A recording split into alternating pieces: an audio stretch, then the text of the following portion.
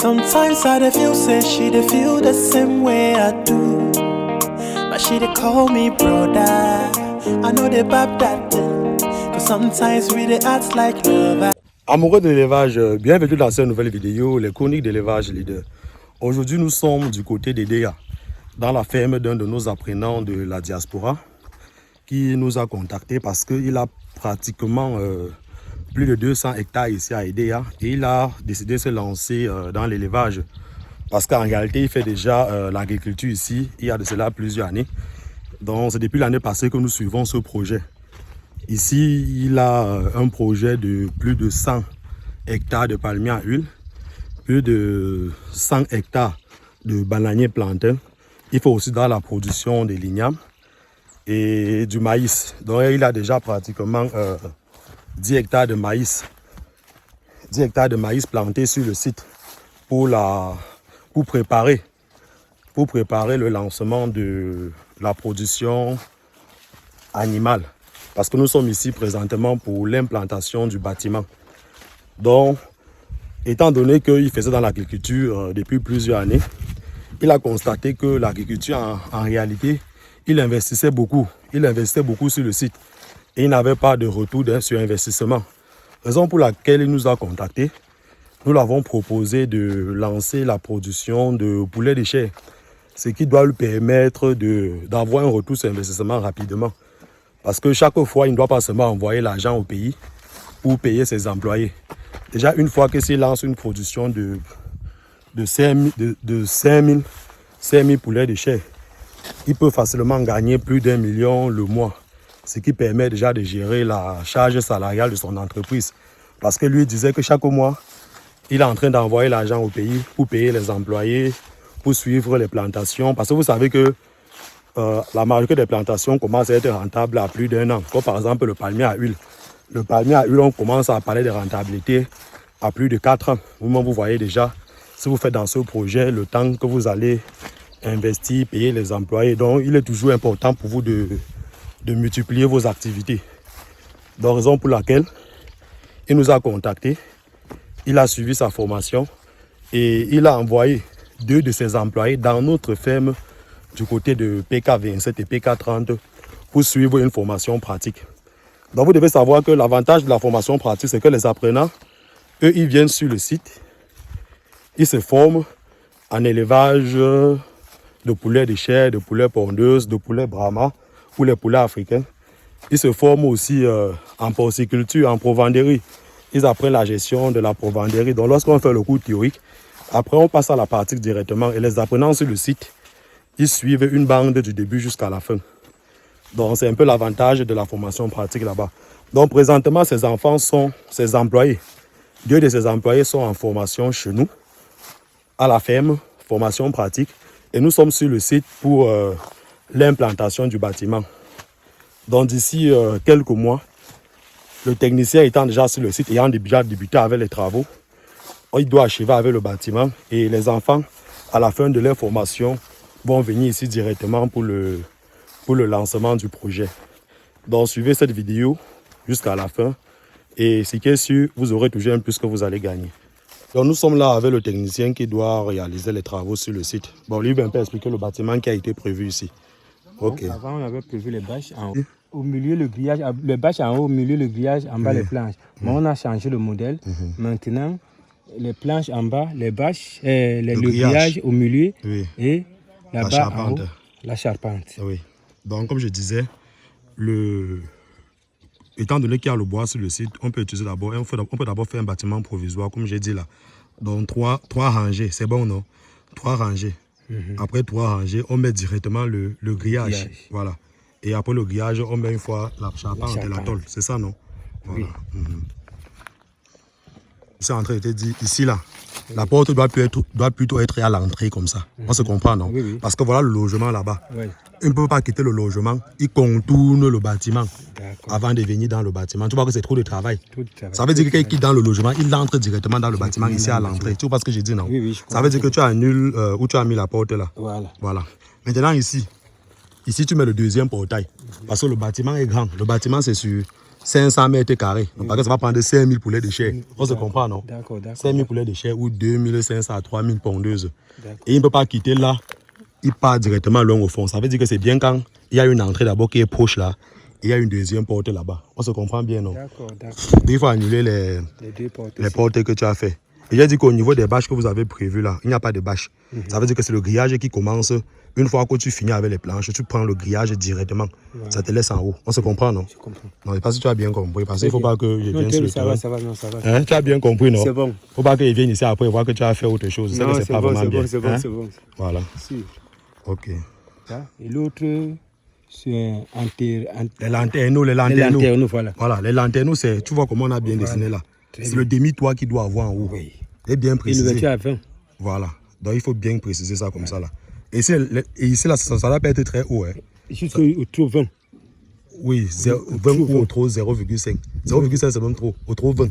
On se comprend, non? Parce que si tu fais ça long, les pluies vont s'infiltrer dans le bâtiment. Oui. Je ne sais pas si tu comprends bien ce que je dis. Je comprends très bien. Donc, il faut respecter les lanterneaux parce que ça permet la ventilation verticale du vent.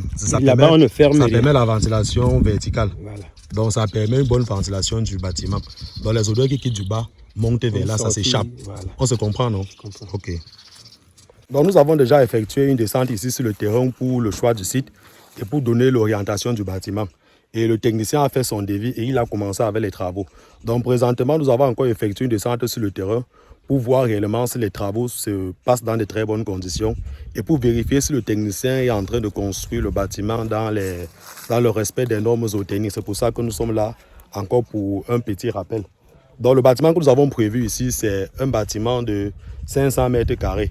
Donc en largeur, nous avons pris 10 mètres et en longueur, nous avons pris 50 mètres. Donc ce qui va faire 500 mètres carrés, prévu initialement pour 5000 poulets de chair. Donc c'est le projet qui est en cours ici présentement. Donc nous sommes là pour vérifier si tout se passe dans de très bonnes conditions. On va un peu faire le tour et vous allez vérifier déjà parce que le technicien lui là a commencé avec l'implantation.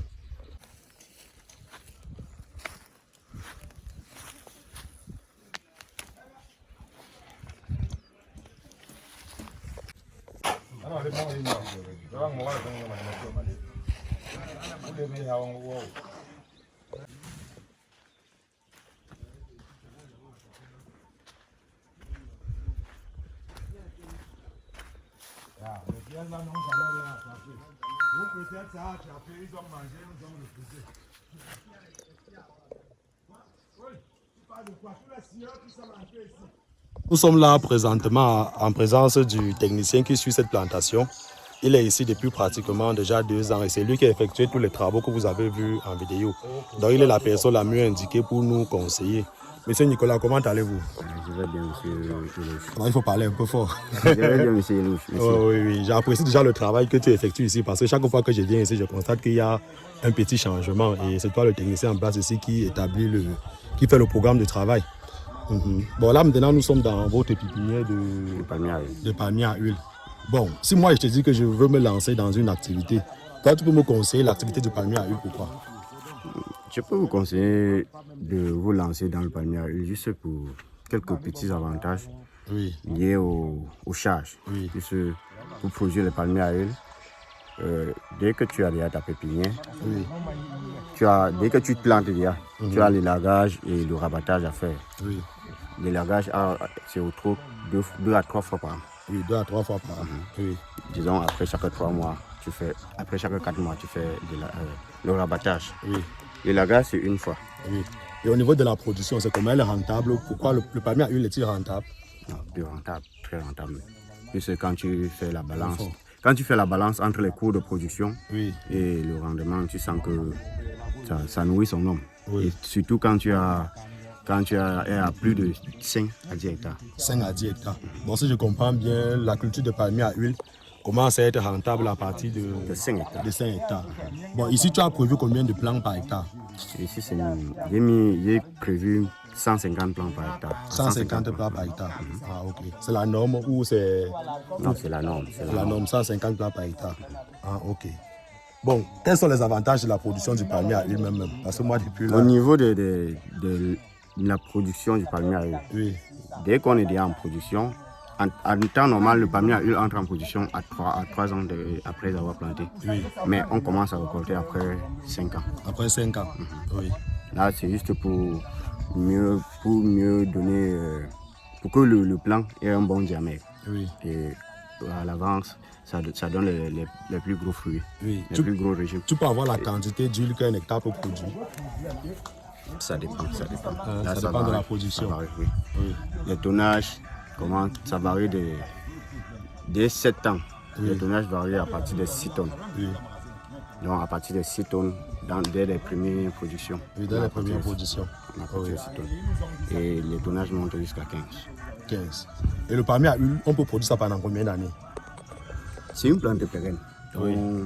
C'est à partir de 25 ans, c'est là où le pic de production commence à baisser. Oui. Là, si tu es un industriel, Oui. tu peux commencer à détruire ces plantes-là et mettre d'autres. Jusqu'à 25 ans. C'est une plante pérenne. Hein? C'est une plante pérenne. À Oui. Soka Palme, même, c'est cette année qu'ils sont en train de couper les plantes qui sont les plantes de 94-95. Oui. C'est maintenant qu'ils sont en train de détruire. Oui. Les industries comme Sokapam sont en train de détruire les plantes de 95 maintenant. Donc, c'est une plante bien pérenne.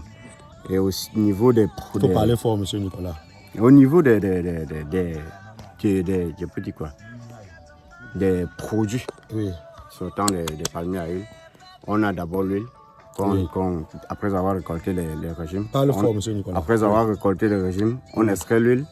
Après, on peut transformer l'huile en huile raffinée. Oui. Au niveau des noix, Oui.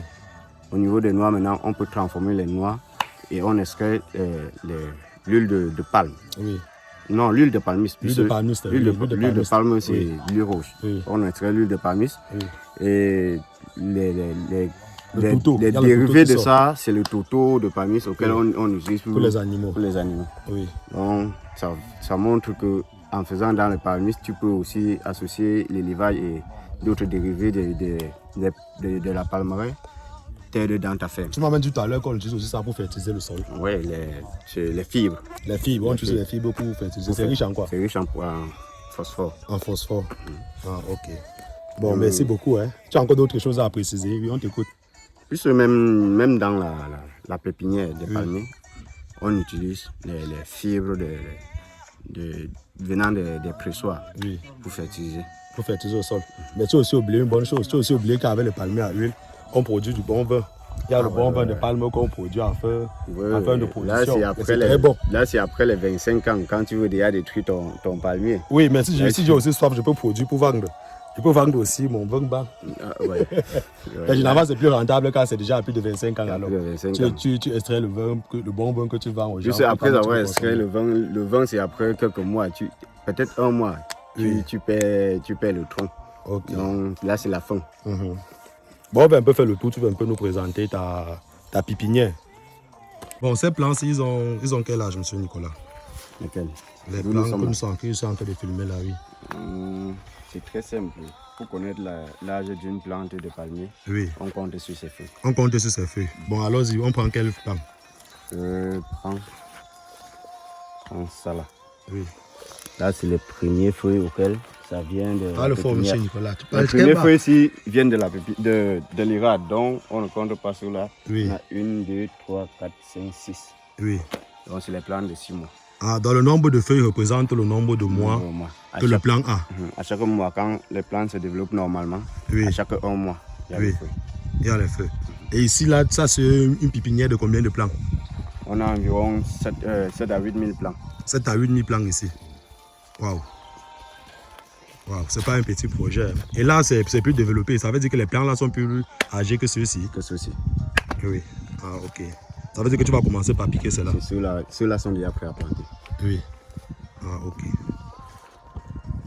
Bon, s'il y a un de nos abonnés qui est intéressé par la culture de palmier à huile et qui aimerait faire dans ça, vous avez commandé vos plants où ici? Vous avez fait comment pour avoir vos plants? Si je veux les plants, je fais comment? Pour avoir les plants, c'est très simple. Oui. Je pense que la meilleure façon de faire, c'est lancer la pépinière soi-même dans son site. Oui. Et pour avoir les graines, il faut avoir les graines certifiées. Il faut avoir les graines auxquelles tu es sûr de ça. Oui. Là, on peut à l'IRAD commander tes propres graines. Oui. Et là, on fait la pépinière de la personne sur place. Ah, je comprends bien. Bon, ici, quelqu'un va acheter un plan comme ça coûte pratiquement combien? Une plante varie, ça varie de 1500 à 2000. 1500 à 2000. Bon, les grands plants que j'ai vus là-bas vont coûter combien? C'est les plants de 2000. 2000. Donc, prêt à planter, on met à 2000. Si c'est très jeune, on met 1000 francs. Non, d'ailleurs, il n'y a pas question de très jeune ou trop. Ça dépend du producteur. Oui.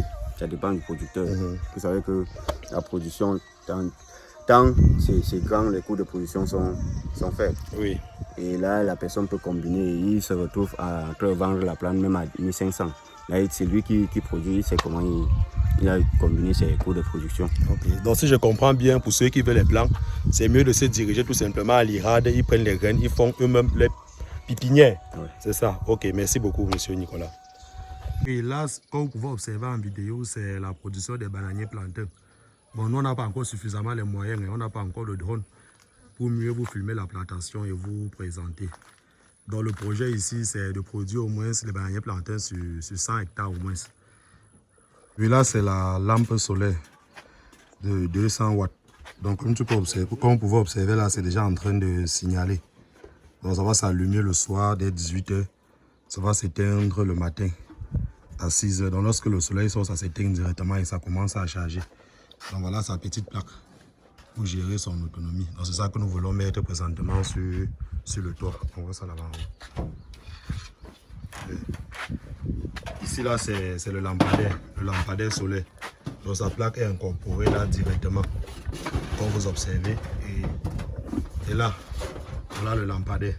Donc, ça a toujours le même système.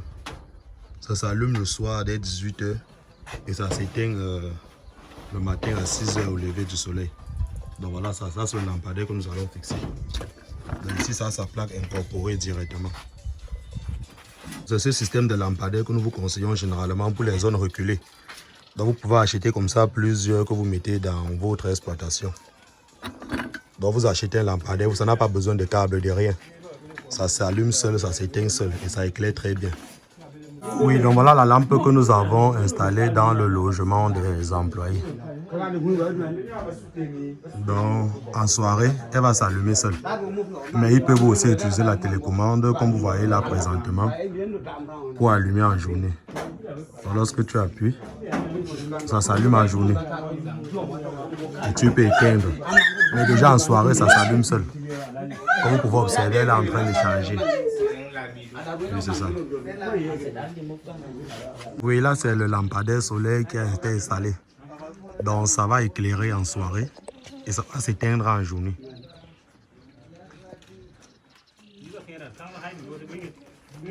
Pour tous ceux qui ont leurs projets d'élevage, n'hésitez surtout pas de nous contacter.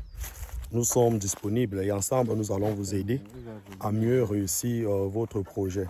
Si vous êtes nouveau sur cette page, n'hésitez surtout pas de vous abonner et de cliquer sur le bouton de notification qui affichera. Parce qu'ensemble, nous allons construire ce beau monde. Pour ceux qui ont besoin des formations pratiques ou des formations en ligne, n'hésitez surtout pas de nous contacter. Si vous avez vos petits que vous aimeriez qu'ils vous accompagnent dans vos projets, vous pouvez les envoyer se former directement à la ferme chez nous, comme l'a fait notre apprenant. Si vous-même vous êtes porteur du projet, vous devez savoir que la première personne à être formée, c'est vous. Vous ne devez pas être un patron qui est étranger à son business. La première personne à être informée, c'est vous. C'est pour cette raison que nous organisons des formations en ligne pour ceux de la diaspora, pour vous aider à mieux maîtriser votre projet, à bien le mûrir, à avoir les tenants, les aboutissants avant de vous lancer. Si vous êtes nouveau sur cette page, n'hésitez surtout pas de vous abonner et de cliquer sur le bouton de notification qui affichera. Parce qu'ensemble, nous allons construire ce beau monde. Élevage leader, plus qu'une passion, une nouvelle vision de l'élevage pour l'Afrique. Ciao.